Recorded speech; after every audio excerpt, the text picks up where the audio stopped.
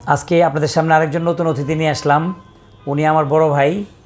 ওনার একটু ব্যথা পেয়েছিল, ভাবলাম যে একটু আপনাদের সাথে শেয়ার করি ব্যাপারটা। তো উনি রিক্সা থেকে পড়ে গেছিলেন, পড়ে যাওয়ার পরে ওনার এইখানে একটু ব্যথা লেগেছিল, মোটামুটি ভালোই ব্যথা পেয়েছিল। তো অনেক দিন হয়ে গেছে, তারপরেও ব্যথা কমে না। প্রথম ভেবেছিল যে এমনি হয়তো কমে যাবে, কিন্তু কমে না। তো ওনার ডায়াবেটিস আছে, আরও কিছু সমস্যা আছে, ওপেন হার্ট সার্জারিও ওনার আছে। তো এমনি ফিটনেস খুব ভালো, কিন্তু তারপরে ব্যথাটা সারছিল না। পরে আমাকে ফোন করলো, পরে আমি বললাম যে একটু আপনি আমার কাছে আসেন। তো দেখলাম, দেখার পরে মনে হলো যে এইখানে একটা মাসেল একদম টেন্ডার হয়ে আছে, শক্ত হয়ে আছে, বিকজ এটা রেসপিরেটরি মাসেল, তো এই জন্যই শ্বাস নিতে কষ্ট হতো। তারপরে আমরা ওনার চিকিৎসা শুরু করলাম। 4-5 দিন মনে হয় চিকিৎসা আমরা করেছি, একবার করে দিনে।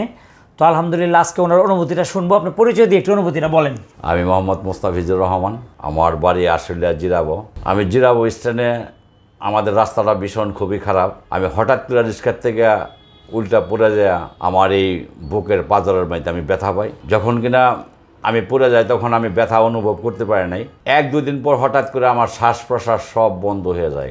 তখন আমি কোনো দিক বিক না পায়া আমার এই ছোটো ভাইয়ের কাছে আমি তার ভিডিও দেখি, ভিডিও দেখার পর টেলিফোন করি। টেলিফোন করার পরে আমার ছোটো ভাই বলে যে আপনি আমার চেম্বারে আসেন, আমি আপনাকে একটু দেখি। তারপর আমি আসলাম, আসার পর দীর্ঘ 4-5 দিন আমি এখান থেকে থেরাপি নিয়েছি। নেওয়ার পর এখন আমি মোটামুটি সুস্থ। আমার শ্বাস প্রশ্বাস খুবই, এখন আমি ভালো কাটতে পারি, স্বাভাবিক। আমার কোনো ওষুধপত্র কোনো কিছু দেয় নাই, শুধু থেরাপির উপরে আমাকে চিকিৎসা করা হয়েছে। এখন আল্লাহর রহমতে আমি মোটামুটি সুস্থ আছি, ভালো আছি। আমি আমার ছোটো ভাইয়ের দীর্ঘ আয়ু কামনা করি, সে যেন দীর্ঘদিন বেঁচে থাকে এবং মানুষের সেবা যেন সে করতে পারে। ধন্যবাদ।